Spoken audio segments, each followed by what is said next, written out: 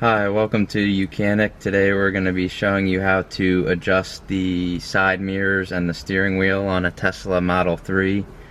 So here's the home screen. You're going to go down to the car icon in the bottom left hand corner here, and then under quick controls here's adjustments, mirrors, steering wheel.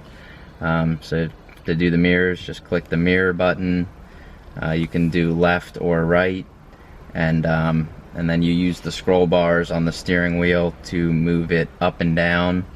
Like it says, use the left steering wheel controls to adjust your side mirrors. You can do mirror auto tilt and auto fold. That's good if you want the mirrors to fold when you're in park and you leave the car. So that's the mirrors.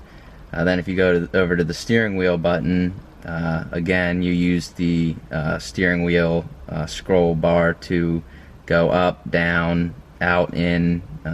You just move that around to get it to your comfortable riding height, and that's it for the adjustments for the mirrors and steering wheels.